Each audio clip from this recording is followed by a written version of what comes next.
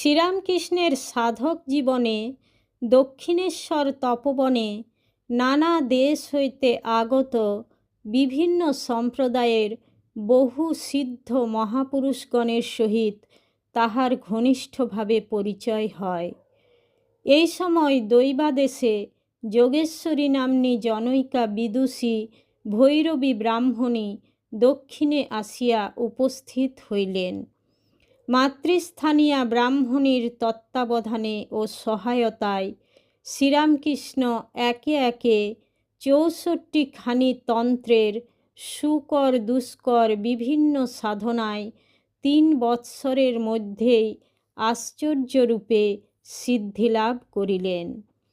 এরপর বিখ্যাত পরমহংস সন্ন্যাসী শ্রীমৎ স্বামী তোতাপুরী দক্ষিণেশ্বরে আগমন করিলেন।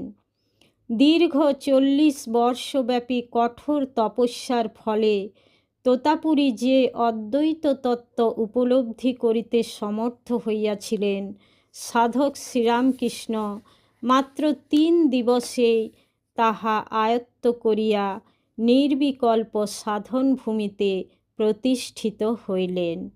অদ্বৈতভাবে প্রতিষ্ঠিত হইবার পর শ্রীরামকৃষ্ণ ইসলাম ও খ্রিস্টান ধর্মের সাধনায় ব্রতী হইয়া অচিরে এই সকল ধর্মেরও নিগূঢ় তত্ত্ব স্বীয় জীবনে উপলব্ধি করিলেন এবং যত মত তত পথরূপ সার্বভৌম আধ্যাত্মিক আদর্শে উপনীত হইয়া সর্বধর্মের এক মহা সমন্বয় সাধন করিলেন।